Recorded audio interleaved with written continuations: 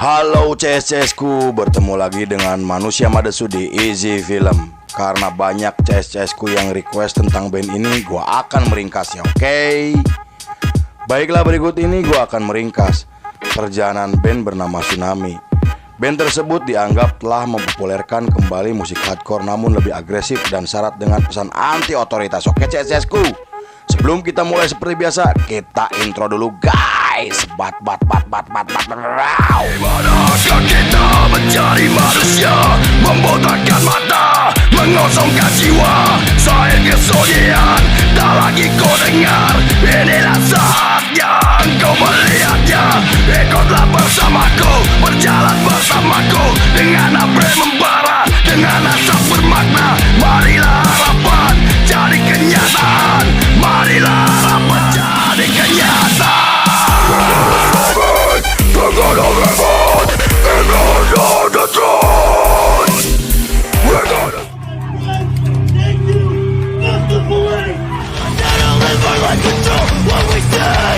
Stay on the hunt, cause you're mad about the change. So what the fuck you waiting for? Live to break your rules, define what you know. Scene dibuka oleh seorang pria bernama Mike Durrett atau yang lebih dikenal sebagai Durt. Ia merupakan anggota dari skena Bay Area yang dikenal karena skena tersebut telah melahirkan banyak band ternama seperti Green Day, Exodus, Death Angel, dan masih banyak lagi.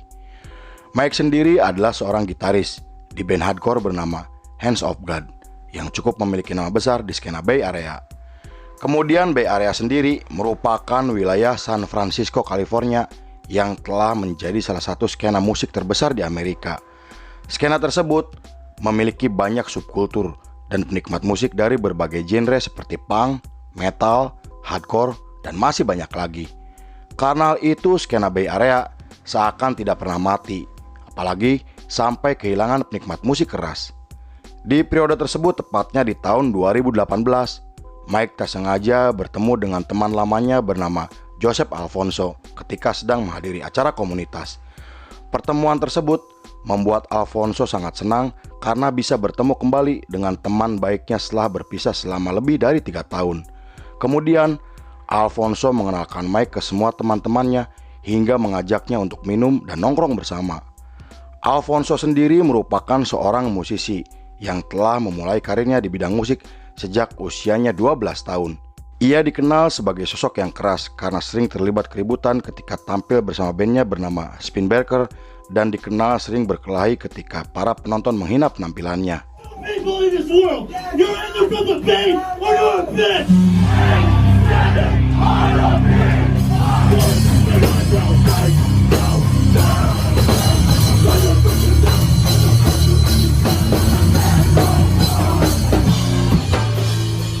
Konon Alfonso pernah menjadi anggota gangster terkenal di Amerika karena ia tumbuh dari lingkungan berbahaya dan penuh dengan kekerasan. Meski begitu, Alfonso tidak pernah bercerita kepada siapapun kecuali kepada teman dekatnya. Saat ditanya, Alfonso mengatakan jika ia dibesarkan oleh orang tua tunggal yang membuatnya menjadi introvert dan sempat depresi karena keadaan keluarganya, namun ia berhasil bangkit setelah bertemu dengan Mike yang kemudian menjadi sahabat baiknya.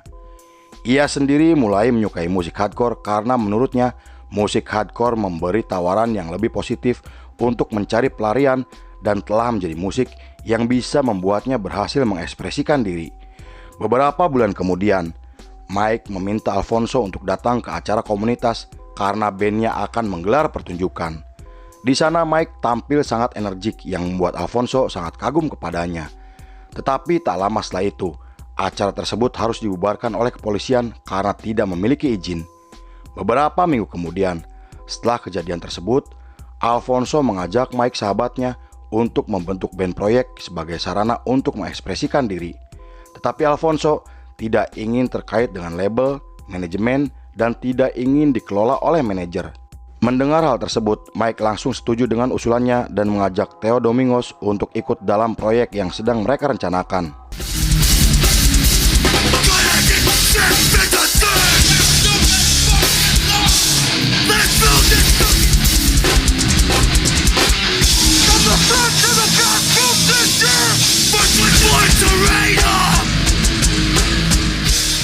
Pada tahun 2019, mereka mulai melakukan sesi latihan dengan menetapkan nama Tsunami sebagai nama bandnya. Nama tersebut diusulkan oleh Theo karena terdengar simpel dan mudah diingat. Di sisi lain, Alfonso menjadikan Tsunami sebagai band lelucon untuk memparodikan orang-orang yang tidak mengerti dengan subkultur atau musik hardcore.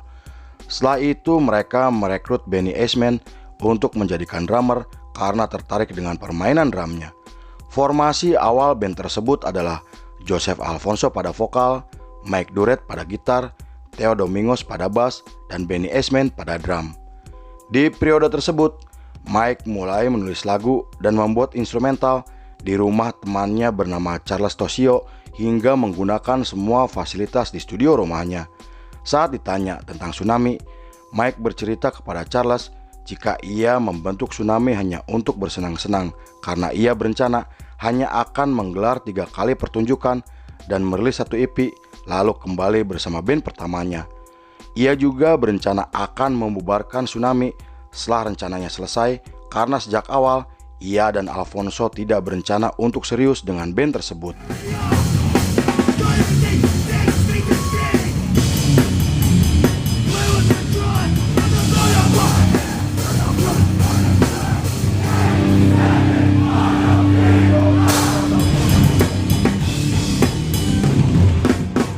Tak lama kemudian, Alfonso membuat postingan bohong di media sosialnya untuk menarik perhatian publik dengan mengatakan bahwa akan ada band hardcore yang tampil di yayasan panti asuhan.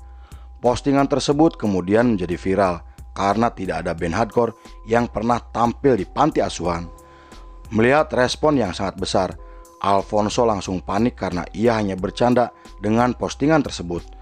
Namun karena sudah terlanjur viral, ia menggelar pertunjukan di gedung yang merupakan pusat perlindungan anak dan perempuan. Acara tersebut dihadiri oleh lebih dari 300 penonton dan mereka tampil di tempat kecil yang hanya memiliki kapasitas untuk 75 penonton. Meski begitu, acara pertama mereka dianggap sukses walaupun ada beberapa orang yang terluka akibat pukulan saat melakukan hardcore dance. Hardcore dance sendiri memiliki berbagai jenis seperti two-step yang mengayunkan tangan seirama dengan musik, menggerakkan kaki ke depan dan ke belakang secara menyilang. Ada juga spin kick, gerakan moshing, menendang sambil memutar, dan yang terakhir ada air punches, sebuah gerakan seperti memukul ke atas dengan mengepalkan tangan atau mengangkat telunjuk seperti menunjuk ke udara.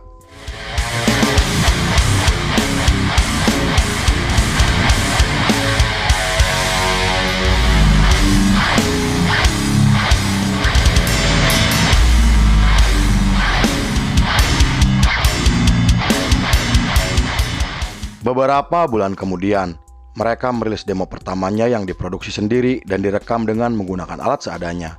Demo tersebut langsung menarik perhatian setelah video pertunjukan mereka viral di media sosial hingga dibahas oleh banyak orang yang membuat mereka menerima tawaran dari label namun ditolak oleh Alfonso dan kawan-kawannya.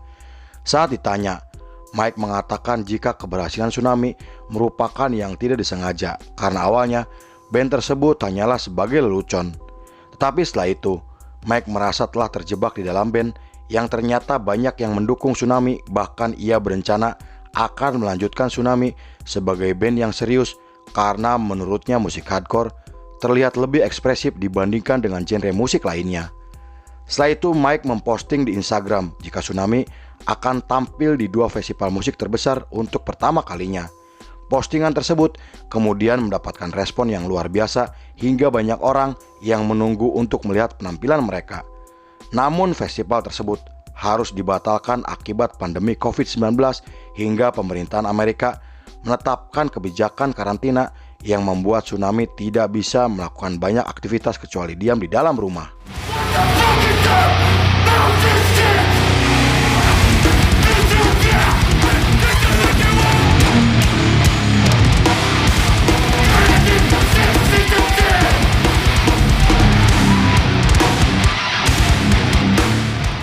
Pada tahun 2021, Tsunami merilis album Split bersama band hardcore yang cukup dikenal di skena Bay Area. Album tersebut berhasil mengguncang skena hardcore di Amerika hingga terjual habis hanya dalam waktu 1 minggu. Karena hal itu mereka memutuskan untuk memproduksi ulang dan semua keuntungannya akan mereka gunakan untuk menggelar pertunjukan. Lalu dengan uang yang telah mereka dapatkan, Tsunami menggelar pertunjukan di tempat parkir bekas gudang bersama beberapa band lainnya seperti Gulch, Drain, Skull, dan masih banyak lagi. Acara tersebut dihadiri oleh ribuan penonton yang sebagian besar berasal dari skena hardcore Bay Area. Walaupun sempat ada perkelahian karena salah paham, tetapi acara tersebut terus berlanjut meski tanpa surat izin dari kepolisian. Beberapa bulan kemudian, mereka muncul di acara besar bersama band hardcore lainnya. Di sana Tsunami tampil agresif dengan membawakan lagu baru yang belum pernah mereka rilis. Alfonso juga melakukan orasi dan melompat ke arah penonton yang membuat acara tersebut semakin meriah. Berkat aksi panggung yang sangat agresif, Tsunami menerima banyak tawaran untuk tampil dari berbagai promotor hingga ditawari untuk menggelar tur Eropa, namun ditolak karena para personilnya tidak memiliki visa dan belum siap untuk tampil di negara orang lain. Yo, yo, yo, yo, yo! The stage! You bastard! You bring nothing to the table! You bring records!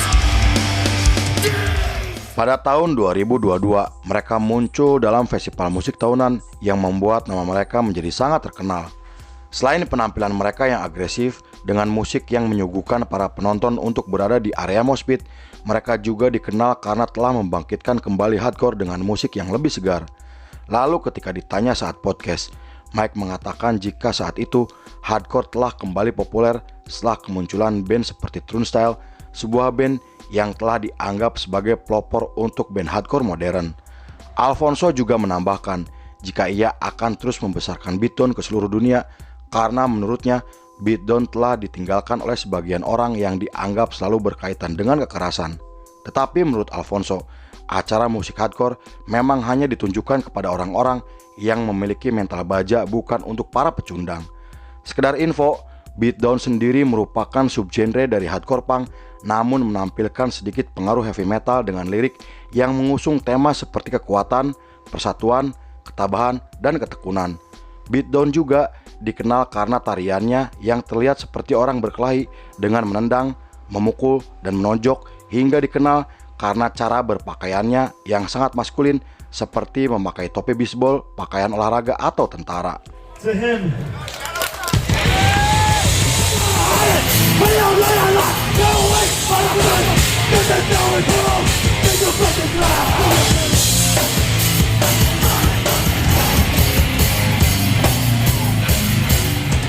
Pada tahun 2023, Tsunami merilis album yang berhasil sukses secara komersial.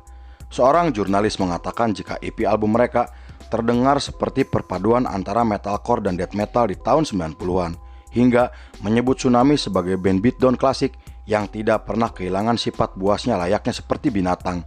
Lalu dengan keberhasilan besar yang telah mereka dapatkan, Tsunami menggelar tur Amerika untuk pertama kalinya dan menggelar tur Eropa Australia yang membuat Tsunami mulai memiliki basis penggemar yang sangat besar. Di sisi lain, kepopuleran mereka semakin meningkat setelah video pertunjukan mereka viral di TikTok dan hampir semua tiket dari setiap pertunjukan mereka terjual habis, yang menjadikan Tsunami sebagai salah satu band hardcore paling menonjol di Amerika. Hebatnya, mereka mencapai keberhasilan tanpa bantuan label besar dan tidak pernah memiliki manajer atau kru profesional. Selain itu, lagu-lagu mereka juga sangat disukai oleh para penikmat musik hardcore dan telah memiliki basis penggemar garis keras di seluruh dunia. Saat diwawancara oleh majalah, Alfonso mengatakan bahwa ia tidak percaya dengan keberhasilan yang telah ia dapatkan karena Tsunami sendiri awalnya hanya sebagai band lelucon dan tidak berniat untuk lebih serius dengan band tersebut.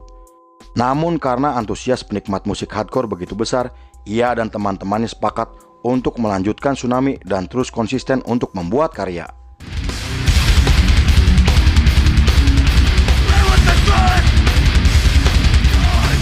Build this motherfucker! That's right, motherfucker! Setelah itu mereka datang ke Jakarta, Indonesia untuk pertama kalinya dalam rangkaian tur Asia. Penampilan mereka sangat ditunggu-tunggu oleh para pecinta musik hardcore di Indonesia dan berhasil menghibur para penonton dengan membawakan lagu terbaiknya. Di sana para penonton juga melompat dari atas panggung yang membuat acara tersebut semakin meriah. 5 hari kemudian, mereka melanjutkan tur ke negara-negara Asia seperti Filipina, Malaysia, Singapura, Thailand, dan mengumumkan jika mereka akan tampil di festival musik besar hingga berencana akan menggelar tur Jepang di tahun 2024. Di sisi lain, Tsunami telah dianggap sebagai salah satu band yang memiliki pengaruh besar untuk kebangkitan musik hardcore modern. Karya mereka telah diakui oleh skena hardcore bawah tanah dan aksi panggung mereka mampu membawa penikmat musik untuk segera berada di area mosh pit. Walaupun mereka terbilang sebagai band baru, namun pengalaman para personilnya sudah tidak diragukan lagi dan sampai saat ini Tsunami masih tetap aktif hingga berencana akan merilis album terbarunya. Lalu film pun selesai. What the fuck is that? Are you fucking real? And you're a non-nigga. We wanna fly. All in the game. The show over it.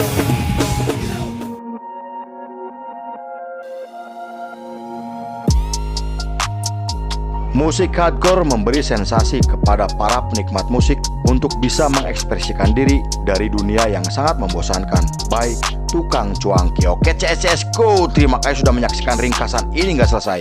Saya beserta jajaran Berandal Malam kembali pamit undur diri, sampai jumpa di episode berikutnya. Bye bye. Hampura balelo sok request dari atau CSku. Yeah.